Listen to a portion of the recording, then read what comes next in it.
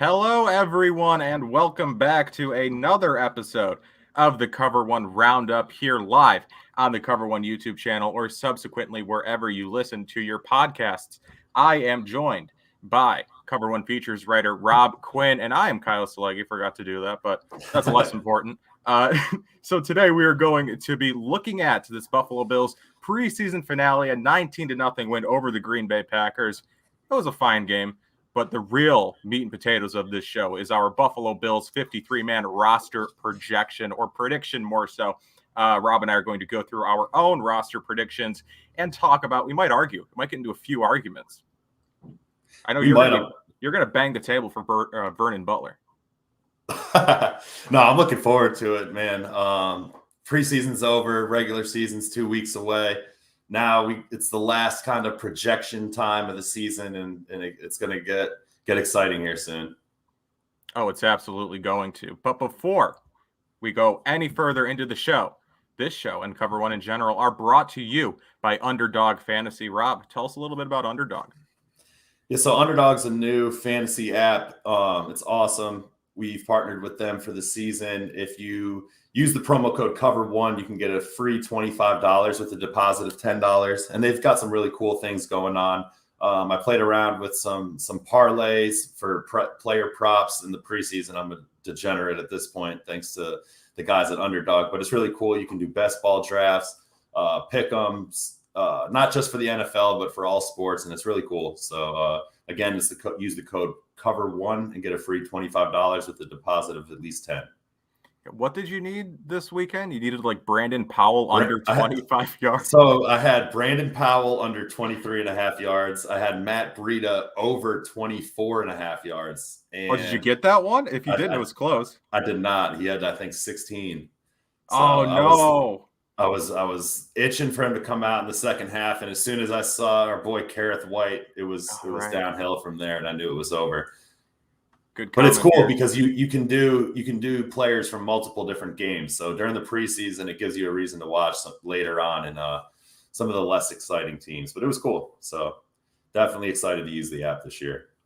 That again is promo code COVER1 on Underdog Fantasy.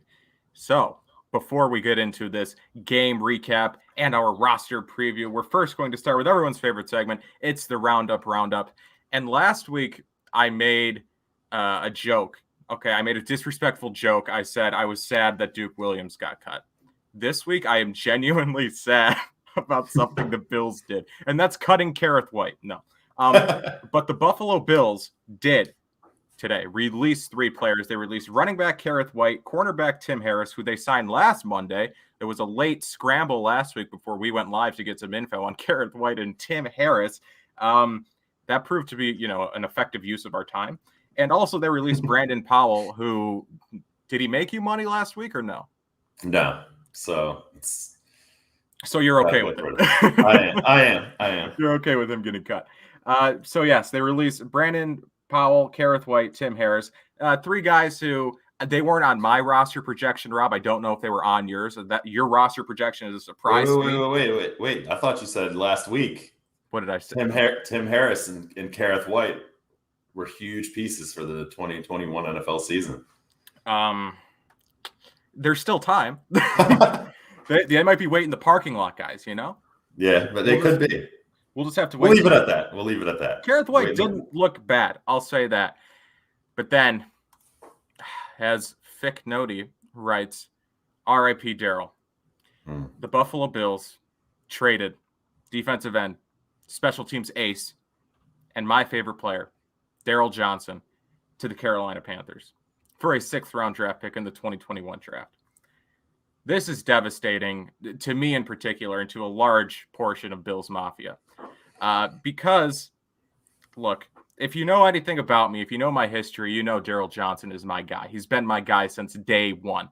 I had a podcast before this, the Kyle Silagyi Variety Hour, huge ratings, the biggest ratings. Everyone loved it. Everyone listened to it. And I devoted so much time to talking about Daryl Johnson, who at that time was just a 7th-round draft pick that nobody knew about. But I was saying Daryl Johnson's actually not bad. And he wasn't bad, really. He was a very good special teamer at least, but he was traded today to Carolina for a 6th-round pick because he was the 7th defensive end. on this roster. I hope he does well. I wish Daryl Johnson the best. As I wrote on my whiteboard, thank you, Bam.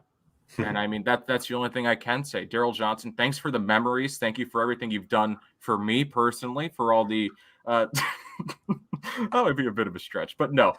Seriously, look, he's a good player, good special teamer, potential. You know, he can fill out that frame. He can be a good NFL player one day. Finally showed some pass rush ability in this preseason. For the first time in his career, was flashing as a defensive end. But this is a 7th-round pick who the Bills developed and then turned into a 6th-round pick. They turned their 7th defensive end into a 6th-round pick. That just makes sense. That's just good business. As sad as it makes me, as much as I would have loved to have had Daryl Johnson on this roster this year and every year moving forward, it just makes more sense to have a 6th-round draft pick this year. Unfortunately, but that's, again, it's business. Rob, can you try to talk me off the ledge here?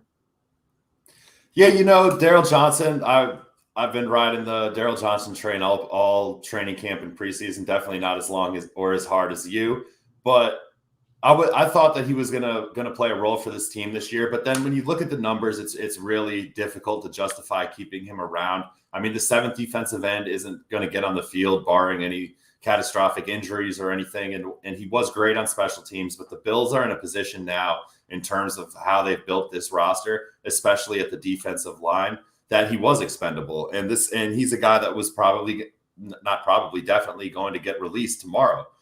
So to be able to recoup a 6th-round draft pick for someone, like you said, that was a 7th-round pick, you can't be upset at that. And what's even more interesting to me, if you want to go into the Brandon Beane's a genius, is he signed F.A. Obata from the Carolina Panthers for a $1.5 million deal. And now the Carolina Panthers, after losing their defensive end, need to give Brandon Beane a draft pick for the last defensive end on the Bills roster. So Brandon Beane is a wizard once again, and I wish Daryl Johnson all the best. I do wish Daryl Johnson all the best as well. It's a bit of a homecoming for him. He went to North Carolina A&T, the current school of J.R. Smith, who's on the golf team, which is hilarious. But yes, Daryl Johnson, I've seen some sentiment on Twitter. Like, is this the new Wyatt Teller trade? Are the Bills going to regret this in, a year or two? If Daryl Johnson learns how to play defensive end, maybe. But as of right now, they've parted ways with, as you said, a player they were going to cut tomorrow, with a key special teamer, a guy who's played on over 50% of the team's defensive snaps in each of his first 2 seasons. But at the end of the day, you got a 6th-round pick for a special teamer with upside defensively. If he realizes that potential, sure, maybe they'll regret it. But as of right now, I mean, it's a move they had to make. It's a move that made sense. So I think that wraps up the Roundup here. We're now going to quickly look at the Bills' final preseason game, the 19-0 win over the Green Bay Packers. The starters played, Rob. We saw that Josh Allen is still good, can still sling that thing, completed 20 of 26 passes in one half of play. I can't say one half of play, actually, because he didn't play the full first half. They took him out for the final play. Jake Fromm went out there and took a knee. But still, Josh Allen, 20 of 26, 194 yards, 2 touchdowns. One of those, a beautiful pass to Gabe Davis, a 40-yard dart with no arch. It was just on a rope. Beautiful throw. That's an NFL throw, as the college scouts say. And he was, I think you've used the word surgical to describe his play, methodical. He just was picking the Packers defense apart in that first half, which you would hope that your elite quarterback would do against second stringers. He did what you would hope to do, and he also made a few impressive throws in the meantime. He did make a few errant throws. I can think of one off the top of my head to Emmanuel Sanders that was off Sanders' hands, and it was just kind of not well positioned. But still, you expect that from a guy who hasn't played in a football game in 8 months. He's not perfect, even though he's pretty damn close at times. But Josh played well. So what were your takeaways from Allen's preseason debut in the preseason finale? He picked up right where he left off from the regular season last year, and they come out, throw the ball 17 straight times to start the game. After running the ball a lot in the first 2 games with the starters, you thought, maybe they're going to get a little balance. Nope, Josh Allen on the field, we're going to see a lot. They used a lot of different personnel groupings, a lot of 10, a lot of 11, some empty sets, but he just picked apart the Packers defense. And regardless of if it's first or second string, I mean, we've seen Josh Allen do this pretty much all last season. And it was fun to watch. That pass to Gabe Davis was incredible. And then the one to Cole Beasley rolling out and throwing across his body. Oh. You saw him use his fastball, the changeup, different velocities with the ball. Ball placement was great. And I don't think you could leave on a higher note going into the regular season than what Josh Allen did on Saturday against the Packers.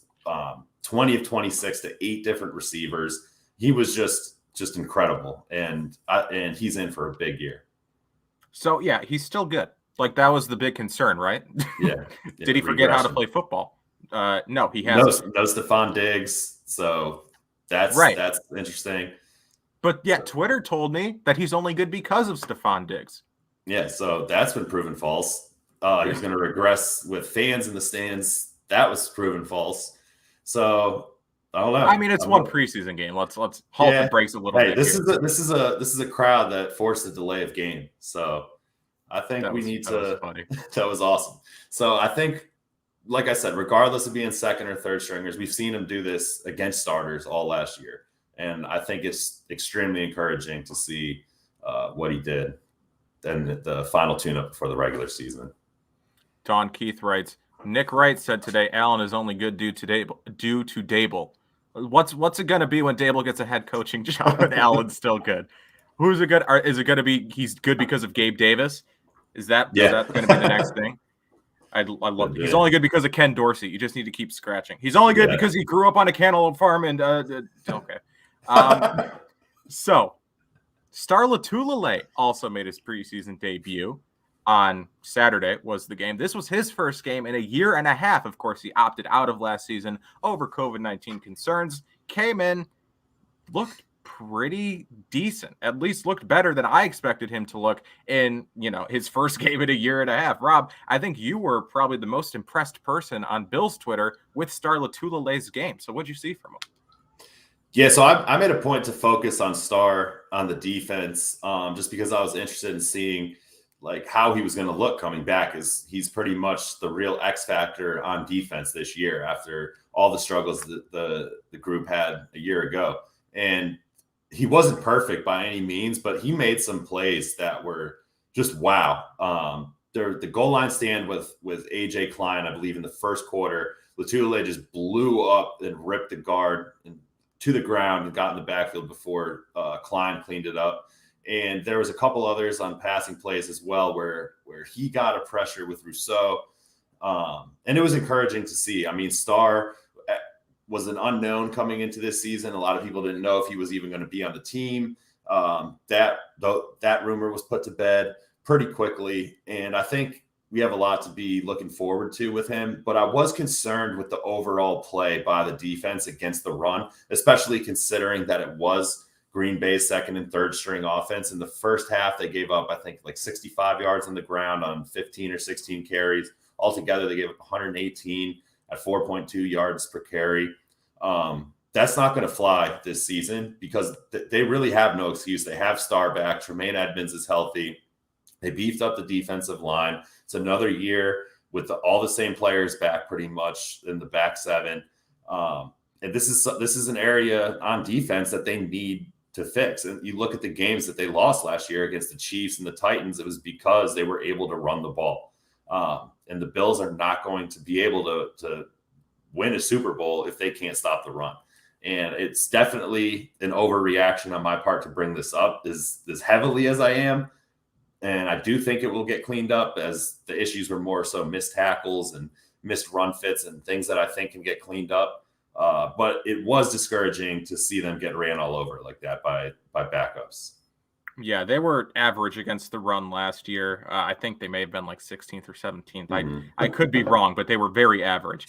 But I do agree that it is a bit of a concern in a game against the Green Bay second and third stringers. And you got, for the most part, your starting front seven out there, mm-hmm. and you're struggling to make a stop consistently. But hey, again, let's hope it can get cleaned up here. It is just a preseason game. We'll know more against Najee Harris in a week or two. But yeah, for the most part, I thought Starr looked good. He actually flashed as a pass rusher, as you brought up. I think he paired with Greg Rousseau for a pressure on one play, that's not Starr's game. That's never been Starr's game. But now he's looking slimmer. He has cool hair now.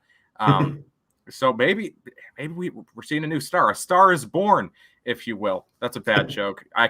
You can get rid of me. You can cancel me from the podcast now. This will be a one-man show. That was bad. But so yeah, Starr was good. Defensive line, run defense needs to be shored up. But again, strike that from the record. I'm not saying the run defense needs to be fixed after a preseason game. We haven't seen it yet. But I'd like to talk a little bit about Matt Breida before we get into our roster projection. I think he's the guy who we both have on our roster projections.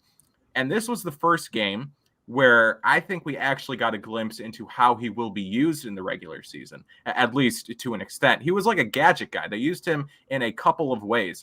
He was used on end arounds or on jet sweeps, rather. I think he took a few snaps from the slot. I think he lined up out wide at some points. Again, used in motion. We've talked about on this podcast with Matt Breida, just how if he is going to make this roster, it's going to be as a gadget guy a la Isaiah McKenzie, which is interesting because I think we both have McKenzie on the roster and also Marquez Stevenson. So they're going to have like 3 guys who they can use in gadget roles, which is interesting because I think we saw in this offseason or this preseason that Breida really shouldn't be used as a traditional running back. Like he shouldn't often be taking snaps out of the backfield. That's just really not his game anymore. If it ever was, he's more so the change of pace gadget receiving back, which again can have a role in this offense because Singletary is not that. Zach Moss is not that. They're good. They're just not that. So, Rob, what did this preseason game in particular? Again, Breida didn't get too many snaps, but what did this tell you about his potential role? Yeah, I think obviously throughout training camp when the coaches were asked what he brings to the team, it's speed, and that's something they don't have from that position. And seeing him used especially with Isaiah McKenzie out, and we don't know the timetable on his return. I'm wondering if Brian Daboll wants to use him in that similar role, and obviously he does. We saw him with that jet sweep, and then the very next play, they faked the jet sweep and ran with Zach Moss. And I think it was called back to a holding penalty, but it just shows the plan that they have. They're not just calling gadget plays to call gadget plays. They're using that so they could have that on film and in the minds of the defenders to set up another play. And that was really cool to see. So I think Breida is going to be a guy that they get 50, 60 touches for if possible this season in that gadget role, whether it's out of the backfield, out of the slot, or on those end arounds. But it was fun to see. And I know you've been super high on him since our podcast started. And I think that's coming true right now. So I don't know why this didn't show up. Thank you, John DeMarchi. He writes, we have pass pro issues at offensive guard. I love Mongo, but he is so-so in pass pro. Good in run block. But versus Green Bay, Ford was not great in pass pro, and Butker got Josh lit up on a TD pass to Moss. That he did. I maybe agree. Rob, how do you feel about this? Yeah, so Cody Ford's taken me on a roller coaster this preseason, man. Really I thought he was going to be off the team to he's going to be the starter. And now after that Detroit Lions game, his trajectory's kind of gone downhill. He's been very average at best during the last 2 preseason games. And now against the Packers, he was even rotating in and out of the starting lineup with Ike Butker. So I am interested to see how the Bills utilize those 2 against the Steelers, because now I think we're at a point where we're going to see Butker and Ford kind of rotating in and out of the lineup, just like the Bills did with Ty Nsekhe and Cody Ford during his rookie year at right tackle. So I think the Bills are very high on Ford, but after that game against the Lions, he hasn't really backed it up. So, right, unfortunately. Like I do think part of the rotation was them just seeing, like, okay, what's our best options here? Because the starters, the 5. Right, the starters played, I think, into the third quarter. Mm-hmm. So I think it was just more so like, yeah, what's our best pairing here? But I mean, I thought the team was fine in pass pro last year. Maybe not fine, but Josh often had a lot of time in the pocket. I think generally they were decent in pass protection. It was the run blocking that wasn't great. So, I mean, I'm fine with just going into the season with Feliciano and Ford as the starting guards and seeing what happens. If you have to make a move to Butker, you do it. But I'm fine with just starting with those two. This is my last thing before we get into the roster projection, because we're 20 minutes in. We need to get into the roster projection. But the Bills made me look like an idiot this week because I wrote an article on Cover One where I was like, Steven Sims has a lot to gain. I think he'll be taking the majority of the kick returns because McKenzie's not going to play. Stevenson's hurt, and otherwise, what you have in Stevenson. He's good. So Steven Sims is going to get his fair share of snaps. He took 9 snaps on offense and wasn't targeted, and 2 special team snaps. I've been had, Rob. You bought the hype. You bought the hype. I mean, my credibility as a journalist is now in question. I had the people looking for Steven Sims out there, and where was he? First Tim Harris, now Steven Sims. Ugh. Rob, it's becoming increasingly obvious that I know nothing. Speaking of which, here's my 53-man roster projection. Yeah. So, yes, we are now moving into the 53-man roster projection. Rob and I will go position by position. We've each constructed our own 53-man rosters. The positions were they're all set in stone, like the quarterback position, which we're going to be starting with. We'll just go over those because you know what you're getting in Josh Allen and Mitchell Trubisky for the most part. There's really no conversation to be had. But there are a few position groups where we have some disagreements. And that will really be where we focus our conversation here. So, starting with the quarterback room, I have 2 quarterbacks. How about you? 2. Josh Allen, Mitchell Trubisky. See, I had Jake Fromm and Davis Webb. No, I had Josh Allen and Mitchell Trubisky, Jake Fromm and Davis Webb. One of them on the practice squad, one of them not with the team. Cosign? Cosign. Okay. Who's on the practice squad, though? Do we care? I don't care. Probably Fromm. I agree. Davis Webb did not look great this preseason. No. More athletic, but he just generally didn't look great. The running back room, I have 4 listed. How about you? So I have 4 as well, but I believe they're different. We have different guys. Yeah. I have Devin Singletary, Zach Moss, Matt Breida, and Taiwan Jones. So I group running back and fullback together, and I have Devin Singletary, Zach Moss, Matt Breida, and Reggie Gilliam. I have them releasing Taiwan Jones as a vested veteran that they can potentially bring back should they move a guy like Isaiah McKenzie or Harrison Phillips to the short-term IR. See, that's interesting because I also have Gilliam. I lumped him in with my tight ends. Because that's what he was listed at last year, though I do think he'll play. I think he'll be listed as a fullback this year. So we both agree that Gilliam is basically a lock at this point, but it's Ron Beck writes, I wonder if we keep Fromm on the 53 and then send him to Siberia for COVID purposes. Not a bad idea. That'd keep him away. Wherever you keep him, just keep him away. But with Taiwan Jones, he didn't play in the preseason, really.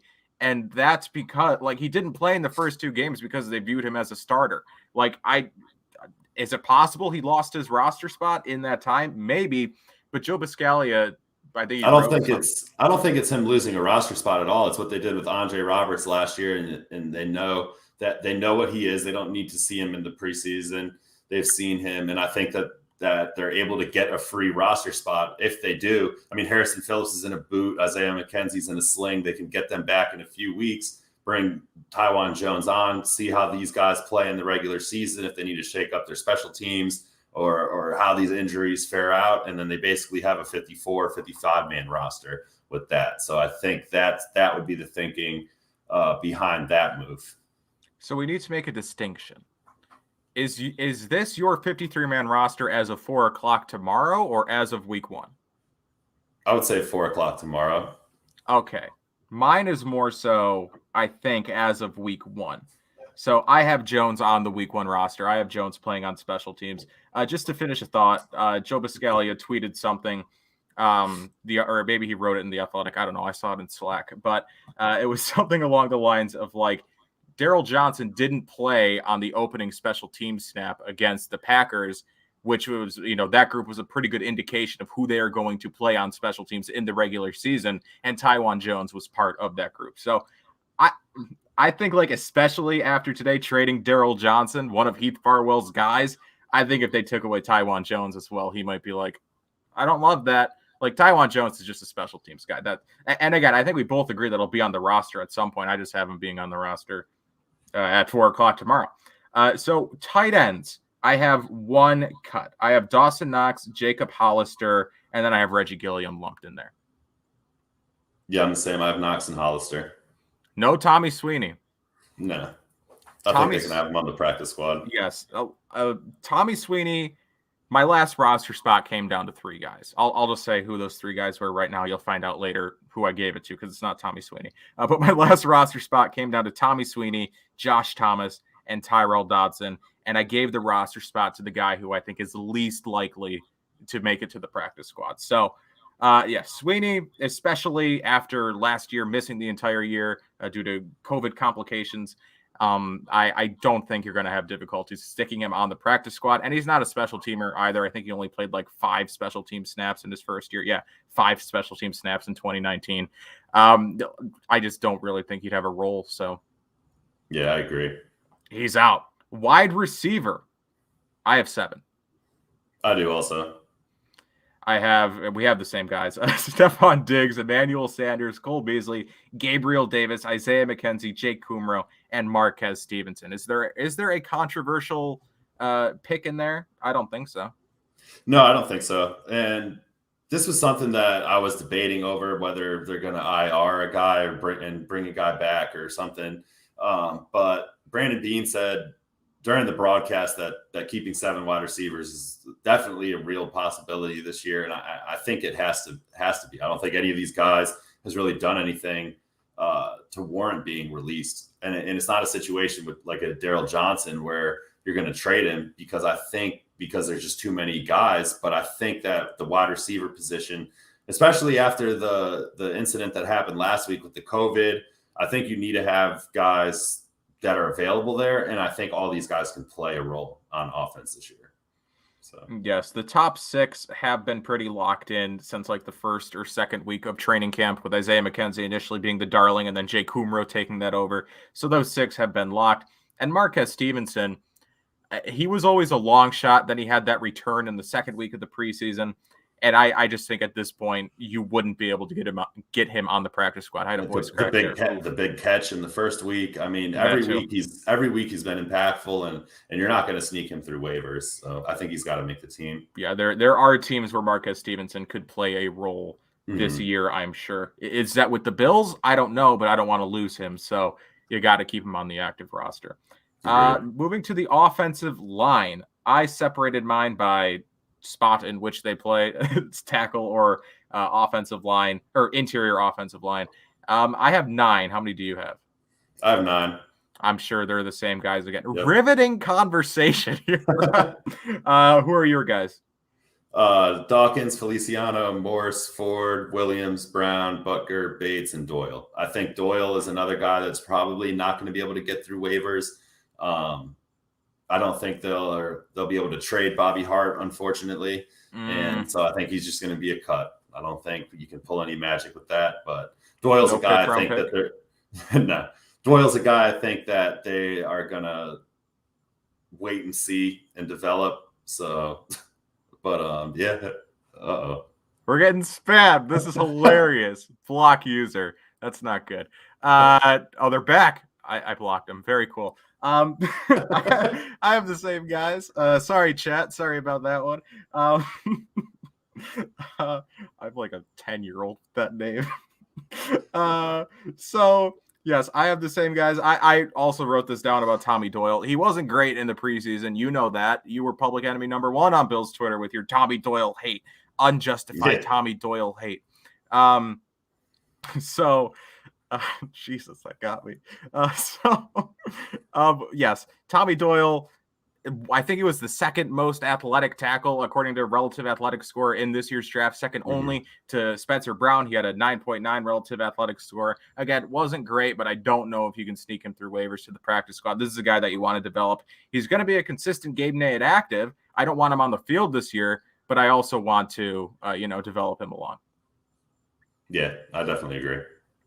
Okay, moving on to defensive end. I might just do 7, because it's 7 in my heart. Yeah.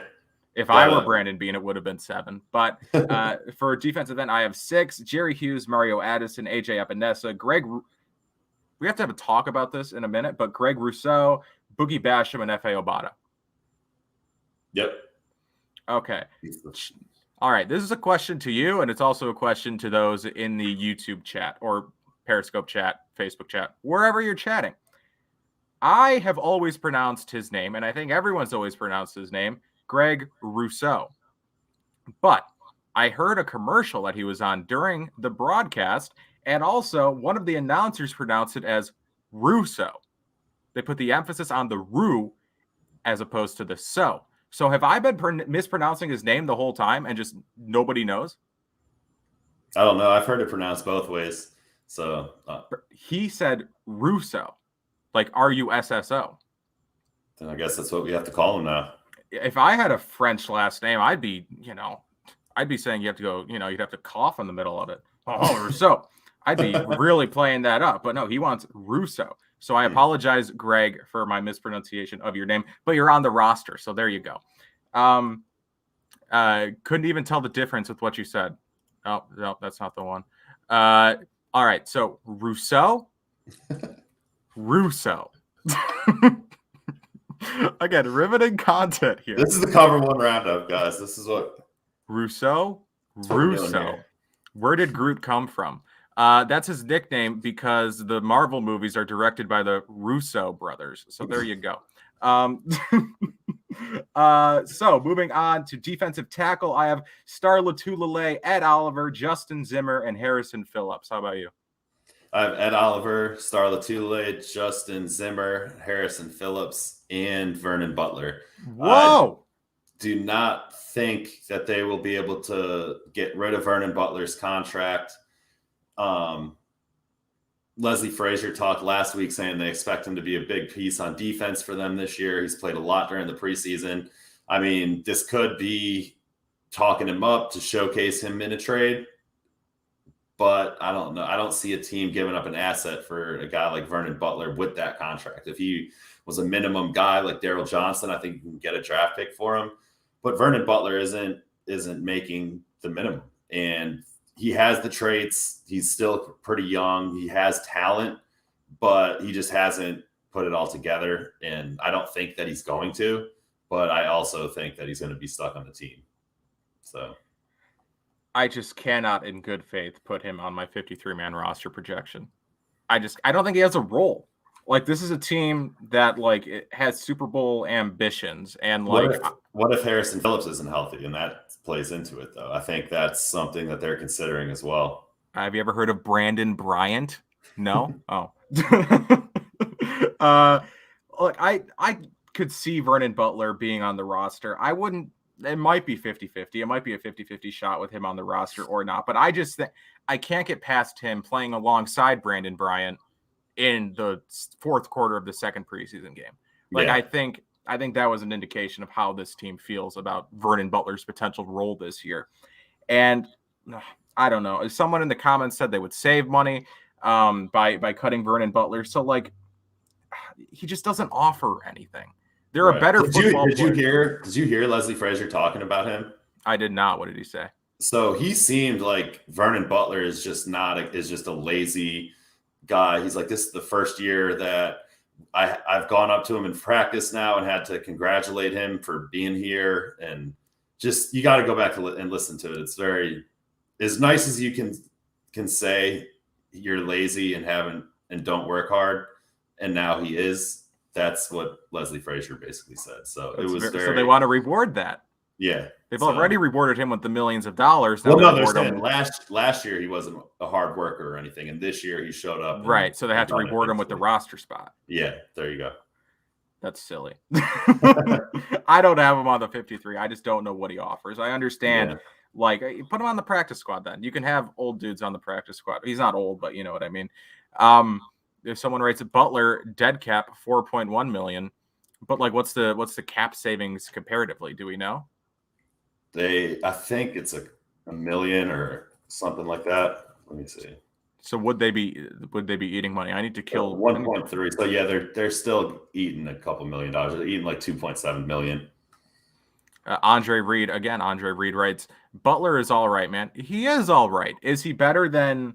Well, again, you're gonna have to. You'll see who my final roster spots came down to. But to me, there are just 53 better players, or at least 53 players who fill more important roles than Vernon Butler on this roster does this year. So, those are my thoughts on Vernon Butler. Is he a bad player? No. Should he be on this roster? I personally don't think so. But again, I wouldn't be shocked if he's on this roster tomorrow. So moving on to linebackers, this is where I show who got my last roster spot. Rob, I'll let you start here. So I have Tremaine Edmonds, Matt Milano, Tyler Matakevich, AJ Klein, and Andre Smith. Okay. Tyrell Dodson was a very difficult cut for me. I think there might be a chance that he can get traded tomorrow, maybe, but I don't think that he's a guy that they'll be able to get on the practice squad either, which is very unfortunate because I think that he's played really well last year. He's played really well in the preseason, but I don't think you need 6 linebackers. And I think that Andre Smith has really played himself onto the roster, and he's really outplayed Tyrell Dodson, which is impressive because Dodson's played really well. But overall, I think that 5 linebackers is just the way they're going to go this year. I have 6. Mm-hmm. I have the 6 you listed, and then Tyrell Dodson. So Tyrell Dodson does get my last roster spot over Tommy Sweeney, over Josh Thomas, we'll talk about later. But with Tyrell Dodson, it's just a case of I think he's too good of a player to keep off this roster. They've been developing him for 2 years at this point. He's looked good when he's given the opportunity. And like, if Edmonds goes down, right, who do I want on the field? Andre Smith, I don't think he's a middle linebacker. That's just not his game, really. Who do I want on the field? Tyler Matakevich or Tyrell Dodson? It's Tyrell Dodson for me. I mean, Tyrell Dodson did it last year when Tremaine Edmonds was down, and he did it effectively for the most part. I think you might be able to get Tyrell Dodson on the practice squad, but that's a risk. Whereas with Tommy Sweeney, I don't think it's a risk. Josh Thomas, it is a risk, but not as much of a risk. So I just think for me, I would keep Tyrell Dodson around again, just because they've developed him for a couple of years now. He's shown some flashes. He's shown promise. And I do think if you need him to, I mean, he can be an every week active for the most part. I think. I think he has a big enough role on special teams that you can keep him active. I mean, 6 active linebackers, I don't know, but yeah, I mean, you can keep him active. He's a good enough player that he can be an every week player in some capacity. So that's why Tyrell Dodson gets that last roster spot for me. Yeah, I don't disagree with anything you've said. It's very tough for me to keep 6 linebackers when there's the positions like cornerback and receiver and defensive tackle that I think they're going to load up on. Mm-hmm. So you got to cut somewhere, and unfortunately, it's Dodson, who's a player I really like. So it wasn't easy for me to say goodbye to the good old Tyrell, the dual sport athlete. Right. I was almost confused for a second, and then I was like, "Oh wait, no, that's me. That's for my interview." Someone writes here. It didn't show up. Dodson is a practice squad candidate. I agree. Yeah. If he gets cut from this team tomorrow, that's not what I've meant. Or I'm not sure Horrible Harry is ready week 1. That's a possibility, which could keep Vernon Butler around. But with Tyrell Dodson, if he doesn't make this roster, they're absolutely going to try to get him back on the practice squad. I just don't know if he makes it to the practice squad. Mm-hmm. Yeah, again, definitely. There are a lot of bad teams in the NFL. I mean, it's weird that the Bills aren't one of them anymore, but there are a lot of bad teams in the NFL. There are teams where Tyrell Dodson is the backup middle linebacker, if not competing for a starting job. Tyrell Dodson is a good linebacker. I just don't. He's just, again, it speaks to the depth of this Bills roster, man. It really does. Moving on to cornerback. I only have 5, so I might fight you here. I have Tre'Davious White, Levi Wallace, Dane Jackson, Taron Johnson, and Siran Neal. Yeah, this one was really tough for me. I went back and forth on it a lot. But I have the 5 that you listed, and then I added Rashad Wildgoose. I think it would be difficult to get him on the practice squad. I think that he's definitely a candidate to make it if they do release him. But I think they want to keep 6 corners. I think they played the depth guys a lot in the preseason because I think they're leaning that way. Siran Neal, he had a great game against Green Bay, but he's just a special teamer. I don't think he's a guy that they want to come in and play should anything happen. But I don't think Rashad Wildgoose is either, but I think they're going to keep him on the roster. He's a draft pick, someone they invested in, someone they clearly see something in at a position that a lot of people thought they were going to look to upgrade this offseason, and they didn't. So I think he might be a guy like a Dane Jackson last year that they kind of keep around and groom, and hopefully something can happen with that. Yeah. Wild Goose and Nick McLeod were not in my final 3, they weren't in final contention for a roster spot for me, just because I don't think they should keep like a Rashad Wildgoose or a Nick McLeod just for the sake of having a 6th corner. Like I didn't see enough from Rashad Wildgoose in the preseason to say, okay, yes, I want him on this team. Like he had good plays for sure. Like Nick McLeod up until this last preseason game was looking very decent, but Rashad Wildgoose, if they are going to keep a 6, it's going to be Rashad Wildgoose, as you said. But like he had 2 good plays, and like that's not enough for me. Like he got exposed against Detroit frequently, had 2 good plays against the Bears, and I really didn't see him not yesterday, on Saturday was the game, right? Like I cannot give him that last roster spot. Again, I understand the numbers. I understand how it would add up. I want a 4th boundary cornerback. Like if from the rant I went on a few weeks ago, I want a good 4th boundary cornerback. I just don't want one for the sake of having one. Like I don't want Rashad Wildgoose on the roster over Tyrell Dodson just because he's a corner. Like I want the better football player. Like worst case scenario, you get Rashad Wildgoose or Nick McLeod on your practice squad, and then you call them up. But yeah, I cannot in good faith put Rashad Wildgoose on this roster over Tyrell Dodson just because I think Tyrell Dodson's a better football player. I don't disagree with you there, but these are decisions that Brandon Beane's going to really have to work on. And which player do you think is going to bring you most value, not only this season but going forward? And I agree that Dodson's a better football player right now, but I also think that they invested in Rashad Wildgoose. I don't know with the state of cornerbacks. I think these guys get claimed very often. They're very fluid at the bottom of the roster. And I think that obviously he's a guy that they like. They like his versatility to play inside and out. With losing Siran Neal next year, I think he's a guy that they want to keep. And I don't know if they'll be able to get him to the practice squad. Like they will be able to get a Cam Lewis on the practice squad, or probably Nick McLeod.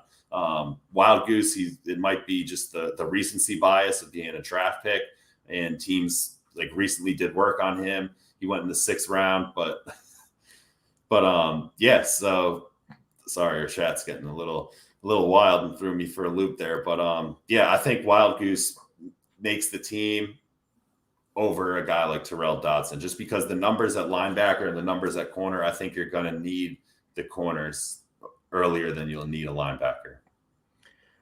We're too big, Rob. This show's too popular. We're getting the bots in here. Yep. All right, moving on. Safety. How many do you have?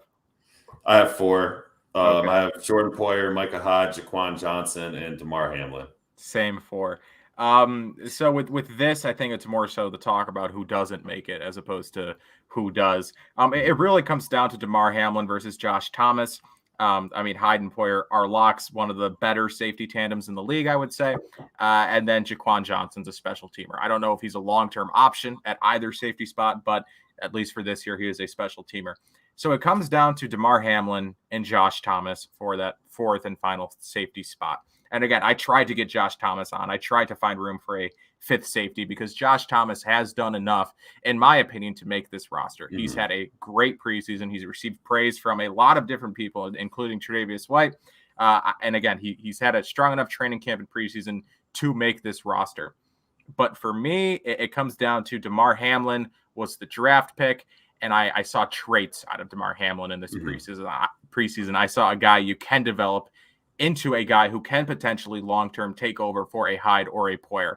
Perhaps you can do that with Josh Thomas, but I think it'd be easier to get Josh Thomas on the practice squad than it would be to get Damar Hamlin on the practice squad. And for that reason, I have Damar over Josh Thomas. Yeah, I agree with everything you said there. All right. Again, Josh Thomas certainly deserves a spot on the roster. And if it is Josh Thomas if it was over Damar Hamlin, I'd be upset. But if it was Josh Thomas over Tyrell Dodson, I'd be like, okay, that makes sense. I see why they did that. Mm-hmm. I'm not going to be upset if Josh Thomas makes this roster because he definitely deserves it. And if they can find a way to get him on, great. But I could not find a way to get him onto this roster. Moving on to special teams, we have Tyler Bass, Matt Hawk, and Reed Ferguson. Probably our most controversial take. Definitely, especially AJ Epenesa's pushing for that job now. So Reed's got to watch out. But that he is. But yep, emergency long snapper. I mean, I was in Slack at one point saying you don't need Reed. AJ can do the job fine, and then he didn't do the job fine. In which case, so I was like, okay, no, we need Reed Ferguson. So that wraps up the 53-man roster projection or prediction part of the show. What were did we have any really controversial takes there? I think it was pretty standard for the most part in terms of a roster projection. Yeah, I mean, with a team that has this much depth, I remember going back to our Bills Wire days, and we would just be chomping at the bit over the 9th or 10th receiver in the practice squad stuff. But with a good team, you know who's where. So, I mean, yeah, I think there's probably 3 spots, maybe 4 that might be no, but overall, I think it's pretty set in stone. We have a few good comments here. John Herring writes, Thomas is good. Hamlin is the future. Well put. And then we have someone writing, so why keep Jaquan Johnson over Josh Thomas? If I'm sitting here saying Josh Thomas is good and Jaquan Johnson's a special teamer. And it's because Jaquan Johnson has a role, whereas Josh Thomas's role is 4th actual safety. And are you going to need a 4th actual safety on this team? If Hyde or Poyer go down, then Hamlin's coming in. Whereas I don't know if if Josh Thomas showed in practice or in preseason that he has the special teams ability of a Jaquan Johnson, I might keep Josh Thomas over Jaquan Johnson, but I think they like Jaquan Johnson because of his special teams ability, and thus I think he's at least a safer bet over Josh Thomas. I think they like Johnson on defense a little bit as well. I mean, in that box role, Dean Marlowe played a lot down low. I think Johnson can do a lot of those same things. And Hamlin, I don't know if they want to play him, this year, but I definitely saw a lot of good things from him in the preseason that encourages me for the future. So Ron Beck writes, Thomas is just as young as Hamlin. That is true, but just personally, I saw more draft picks. Right? He's yes. A draft pick. Yes, exactly. He's a 6th round draft pick. And again, Josh Thomas is a guy they've developed for a year, but he was undrafted. He doesn't have he's not a guy that GMs are going to remember or right off the top of the head, where it's just if they see Damar Hamlin on waivers, it's oh, I scouted him a couple months ago. With Josh Thomas, it's oh, I kind of remember him. But yes, I think generally with the moves that they've made, with Daryl Johnson, whether or not they were going to keep a 7th defensive end was really the big question here. Now it's clear that they're not. Now it's clear that they're going to go with 10 defensive linemen. You still have 11 defensive linemen. I do. Whoa. This is, geez. 6 defensive ends at least. We know that's what they're going with. But so yes, this roster, it's really coming into shape here, and it's looking like a very strong roster. I'm not ready to put a record prediction out yet, but maybe undefeated. No, I think they're definitely a 13-14 win team this year. I would tend to agree. So Last week, I had the people in the comments going nuts over my hot take. Nobody liked it. The people were coming at me. My hot take last week was that AJ Epinesa would start week 1 over Mario Addison. And the people were like, that's not a hot take, Kyle. That's a very lukewarm take. You don't know what a hot take is. So this week, in protest, also, I believe Mario Addison, started this week. So if AJ Epinesa does start in week 1, that would be a usurp. It would be a usurping for the kid. And AJ Epinesa is second on all the depth charts. So my hot take can still be right. But in protest this week, I don't have a hot take. It's not, I do not have a hot take because I forgot about it. I don't have a hot take in protest. So Rob, do you have a hot take, or are you joining me in this week's protest? We got to give the people what they want. And I kind of already said the hot take earlier, answering one of the questions. But I said I think during at least the first portion of the season, we're going to see Cody Ford and Ike Butker rotating in and out. I don't think anyone's really won that battle yet. So that is a hot take. But yes, I kind of gave my opinions on that earlier in the show as well. So Rob, any last minute things here before we head out? It's only a 50-minute show today. I know we wrapped it up quick, but tomorrow we'll find out who is smarter and with the 53 cut down. And it'll be funny too, because there'll be guys claimed and other guys released from other teams and stuff. So none of this will even matter probably in a week, but they're always fun to do. But I'm really excited for the regular season in 2 weeks. Next week's show, we'll be able to look forward to some real football against the Pittsburgh Steelers.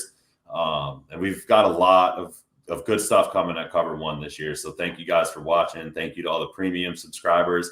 If you're not subscribed to premium yet, make sure you do it. Make sure you like and review and download the podcast on all the platforms. But yeah, thank you guys. Yes. Last one quick plug here. I don't know if there are still tickets available, but I think there are. The premiere of Jordan Poyer's documentary is this Saturday at Seneca One, I think it's called, the big tower downtown, I do believe. That is for the local Buffalo people. A lot of Buffalo Bills fans not in Buffalo. That's one thing I've come to learn. But yes, the premiere of Jordan Poyer's documentary, The Kid from Astoria, I believe it's called. It's this weekend. Tickets, if they are still available, they're very limited. So check it out. See if there's tickets available. If it's something you're interested in, I will be there. If you are there and you see me, say hi, I guess. I might say, hey, what's up? Don't ask me for a hot take. I won't have one then either. This is a multi-week protest here. He'll tell you Josh Allen is starting. That's Josh. That's Kyle's next week's hot take. That's what Anthony's been going on. That's his new Twitter gimmick. He's big on the Josh Allen's making the roster, but big on the graphics. That was a very good graphic. That was a very funny graphic. I'll give it to him. I think Aaron made it. Yep. All right. So that wraps it up this week. Hot takes. The show was full of hot takes. So there's my hot take. So you can follow Rob on Twitter at RobQuinn619. It's there on the screen. You can follow Cover One on Twitter at Cover One. Follow all of our writers. Great stuff cooking up there all the time. We've had a lot of good. Thank you, Fick Nody. I love takes.